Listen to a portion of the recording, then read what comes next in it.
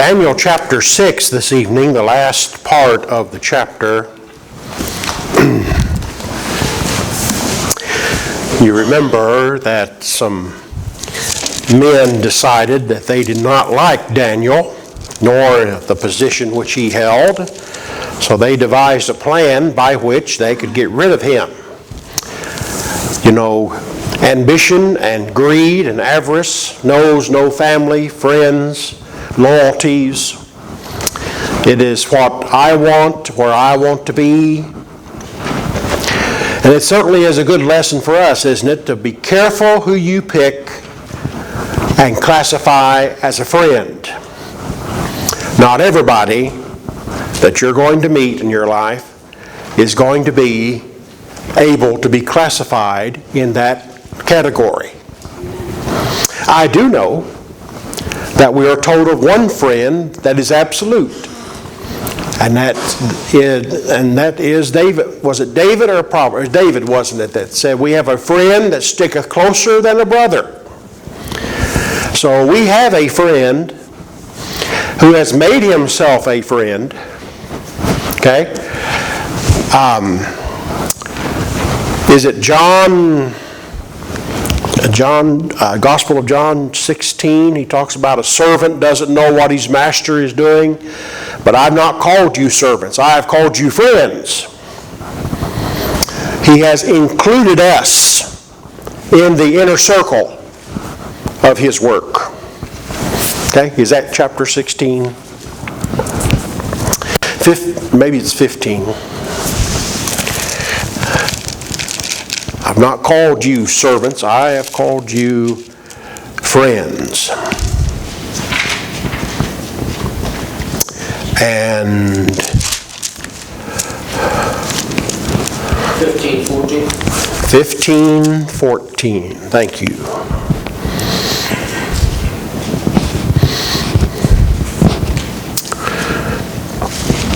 You know, sometimes in a household, the servants, although they stood in silence, they heard everything. But they would never say anything, what they heard or what they seen. But the Lord didn't say that we were servants, that we are outside of His circle. We are within His circle. But anyhow, what I'm trying to say is, be careful with whom you classify as a friend. I wish, and I don't mean this in a mean way, well, maybe it is going to sound mean. I wish that there were Christians who would be aware of the fact that if they are called a friend, that they would act like a friend. That they would be prepared to be a part of your life at all seasons, at all times. But there are Christian folk who do not do that, and that is a sad situation. These three men decided, get rid of Daniel. We will get rid of him. We will move up the ladder, and we'll use the king to do it. So hence the proclamation that no one is to worship anyone but him. They knew that Daniel would not do that. Didn't something like that happen back in chapter 3 with Nebuchadnezzar? When he built this image and he said, everyone by the sound of the instruments, they're supposed to bow down and worship me. And everyone was bowing down, and he looked over, and there's those three individuals standing right there. And they would have been up close, they would have been near the front because they were part of his cabinet, if you will. And they end up telling him it doesn't really matter if the Lord saves us from the fire or if we are burned alive. We will not worship that image. Okay? And God delivered them from that furnace, and Nebuchadnezzar had a rude awakening, at least until he felt like he was the best thing since permanent press shirts, and look what I have built, look what I have done, look at I survey my territory. And God said, oh, no. You know, I don't care how much you own, how much you have. It is God that has given you what you have. It is God that permits you to keep what you have. And it is God that can take it away from you if He so wills. Just like Nebuchadnezzar said, He setteth up kings, He taketh down kings, and He runs this world according to His will. Okay? And no one's going to stand there and say, oh, no, you can't do that. Because when God speaks, it's a done deal, isn't it? Okay? Anyway, so they got their just desserts. They became dinner. And down to chapter 6, I'm going down to verse 25. And Darius's reaction. Then King Darius wrote unto all people, nations, languages that dwell in all the earth, peace be multiplied unto you.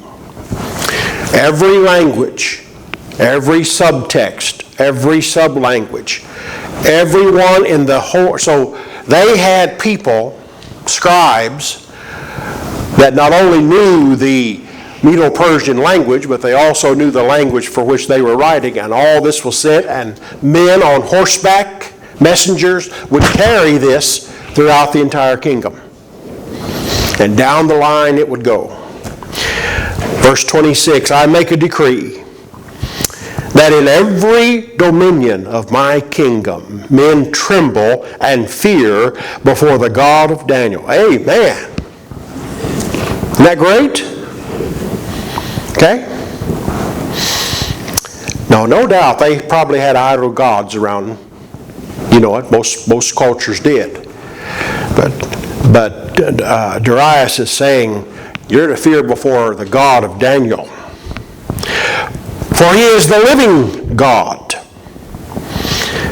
and steadfast forever, and His kingdom which shall not be destroyed, and His dominion shall be even until the end. When is God's kingdom going to end? Never. Never. The kingdom of men, they come, they thrive for a while, and they fall. Every nation of men has fallen. And I dare say that the United States is well on her way to losing that favored status that God has granted her because of her backing Israel. We're well on our way. Verse number 27, He delivered and rescueth, and He worketh signs and wonders in heaven and in earth. Who hath delivered Daniel from the power of the lions? So this Daniel prospered in the reign of Darius and in the realm of Cyrus the Persian. Pretty much Daniel's life, all his adult life, was spent either in Babylon or in the Medo-Persian Empire. Cyrus, which comes next after Darius. And it wasn't that Daniel was looking for riches. It wasn't that Daniel wanted position. But it was granted him. Can we go back and say that because Daniel had an excellent spirit within him, that God was able to use him in a mighty way and put him in these positions? He would be instrumental. Now, as you know, Cyrus gives permission to Ezra to go back, or Nehemiah and Ezra to go back, Nehemiah to build the wall, Ezra to build the temple. That was Cyrus. He provided them all the materials they needed, and he even offered them guards, even offered them soldiers for protection, and of course they declined. I tell you, I think it would be wonderful for us to keep in our minds that the book of Daniel definitely shows the sovereignty of Almighty God. He is the King of Kings. He is the ruler of this universe. And it's by His hand that kingdoms grow, kingdoms fall. It is by His power that God's people are blessed. So, the first 6 chapters of Daniel are historic. It provides the history of in chapter 2, that image. Remember that those papers on that image that I gave you shows all those images of the world empires, and some of them would last for 500 years, but they would fall. Okay? They would fall. And from chapter 7 on, it is going to be prophetic. 7 through 12 is going to be prophetic in its presentation that Daniel is presenting. Now, as I start with chapter 7, I want to kind of set down some ground rules, if you will. I know that there are a lot of men who try to put who is who and where they're doing, what they're doing, and where they're going. My purpose in our study is simply to present what is here, what is on the page before us. Now, I know that we are living in the last days. Okay? And I know that the stage is being set for that little horn that Daniel is going to tell us about, that will rise to power. And we know that these ungodly, wicked men are going to turn this world upside down. But I want us to keep in mind that the Almighty is on our side. And He will protect us, He will strengthen us, and He will guide us. Chapter 7. In the first year of Belshazzar, king of Babylon, Daniel had a dream and visions of his head upon his bed. Then he wrote the dream and told the sum of the matter. When John the Revelator went to Isle of Patmos, wasn't he given? He didn't have dreams. He had visions, didn't he? So we know that dreams are for when someone's asleep. Visions is when they're awake. But God is going to reveal to Daniel the next phase. The image with its 4 kingdoms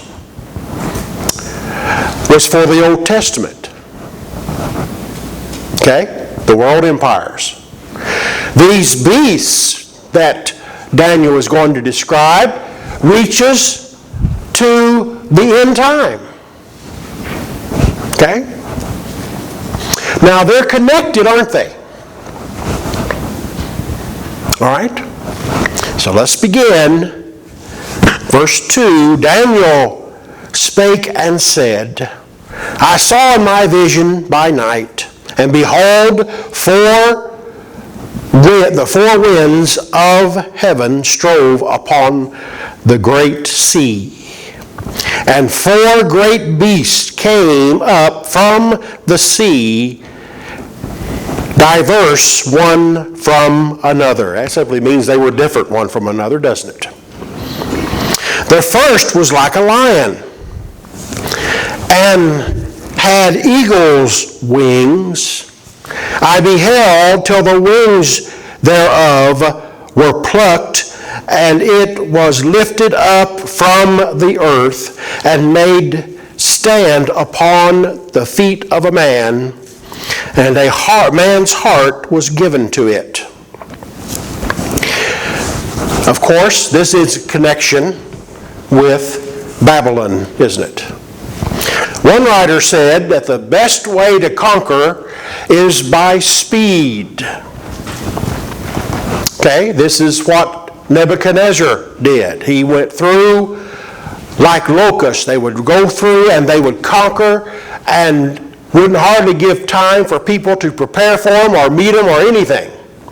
Alexander the Great did the same thing in that he built roads throughout his kingdom so that his armies could get to places faster. Rome used those roads as they conquered Greece. Okay? Adolf Hitler used the same tactic. Speed to get to where he needed to be and his army, and he went through Poland like nothing, didn't he? And slowly began reaching out. Okay? Well, I'll tell you, one man cannot fight against the whole world, can he? And I think he was shown that. But anyway, speed. All right? And he would,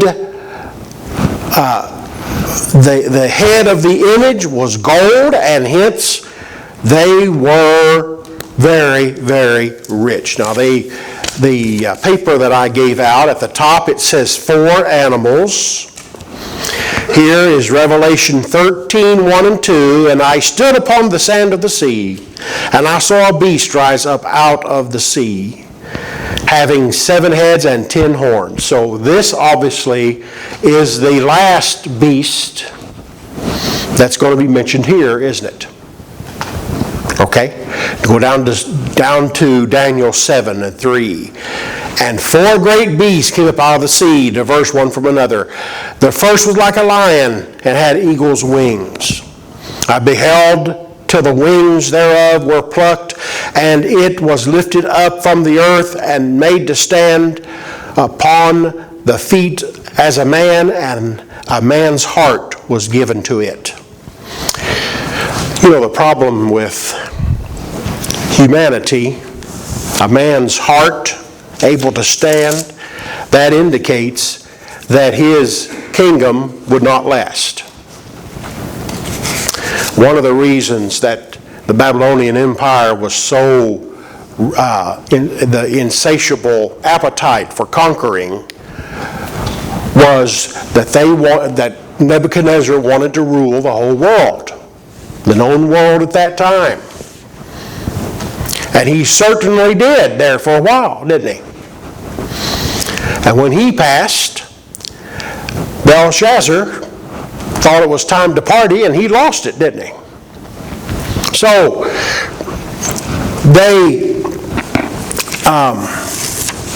this beast with a man's heart, and of course, when they fell terribly. Next, notice, and behold another beast, the second, like a bear, and it raised up itself on one side, and it had 3 ribs in the mouth of it, between the teeth of it, and they said thus unto it, Arise, devour much flesh. The 3 bones in that lion's mouth were 3 kingdoms that they conquered. The Medo-Persians did not conquer all the known world. They just took over for Babylon. And they, in 539 BC, Babylon is occupied and their king is captured. Lydia is another kingdom, 547, and their king is conquered. 568, Egypt is conquered. So you have the 3 kingdoms, those 3 bones, 3 kingdoms that the Medo-Persian Empire conquered. Isn't it interesting that even the bones in this animal's mouth are noted, and that it too had its day. I want to read a little bit further. After this I beheld, and lo, another, like a leopard, which had up upon the back of it four wings, as of a fowl. The beast had also 4 heads, and dominion was given to it. This, of course, is the Grecian Empire. Now, when Alexander the Great died, 4 generals, his 4 top generals, divided the land into 4 parts. So you have 4 kingdoms out for this one. Okay? Now we know that when Rome came, Rome started conquering one after another, and when they would call out for help, they would not receive any. And what is that about a house divided cannot stand? And hence, the Medo-Persian Empire fell, and the Medo-Persian Empire fell, and the Grecian Empire came into being. He was 30 years old when he sat down and cried because there was no place else to conquer. The Grecian gods came into being because they worshipped the Greek gods. They're called the Greek gods, aren't they? Zeus and Hera and all the Greek gods. But when they fell to the Romans, then if they would have banded together, they could have been a pretty massive army with those 4 generals. But each one of them stood aloof, and it fell. Okay? Then, after this, I saw in the night visions, and behold, a 4th beast, dreadful and terrible and strong exceedingly, and it had great iron teeth.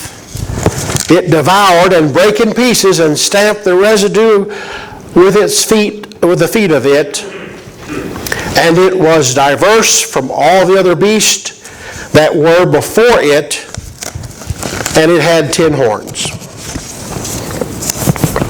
This one jumps ahead, doesn't it? Okay. I don't know exactly,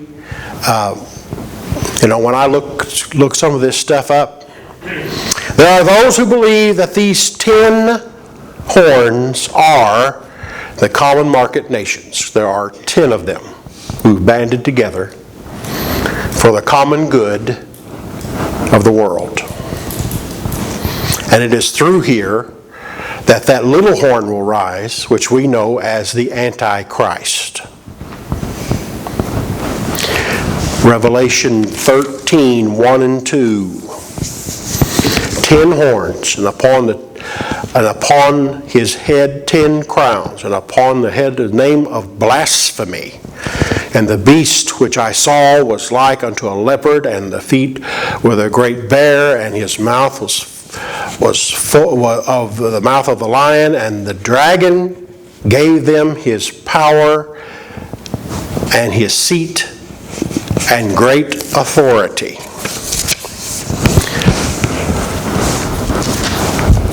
I don't know if people understand that when the Antichrist comes on the scene, he's not coming as a friend.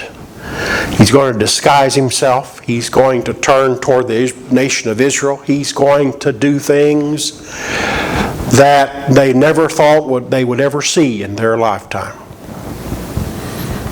Wouldn't it be something if we were watching CNN, they had cameras over there as some of this stuff was transpiring? Wouldn't that be something?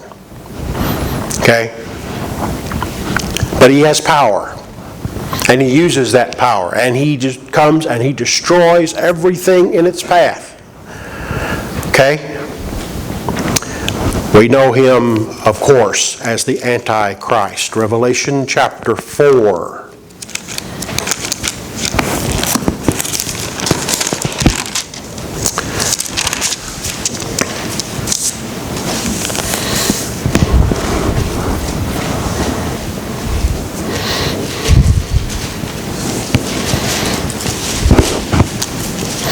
Revelation chapter 4. Starting with verse number 7. And the first beast was like a lion. The second beast like a calf. The third beast had a face of a man. And the fourth beast was like a flying eagle. And the four beasts had each of them 6 wings about him. And they were all full of eyes within, and they rest not day and night, saying, Holy, holy, holy, Lord God Almighty, which was, which is, and which is to come. And when those beasts gave glory and honor and thanks to him that sat on the throne, who liveth forever and ever. And the 4 beasts and the 24 elders fell down before him that sat on the throne and worshipped him that liveth forever and ever, and cast their crowns before the throne, saying, Thou art worthy, O Lord, to give glory and honor and power, for thou hast created all things, and for thy pleasure are they.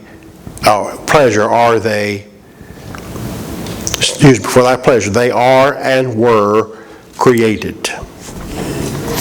It's nice to know, isn't it, that the Lord's going to win after all. And it's not going to be because he's a better planner. It's going to be because he's God. And the devil will not, the Antichrist and his minions cannot stand before him. We're going to stop there for tonight. We've got a kind of a long way to go through Daniel 7, so we're going to stop there for tonight.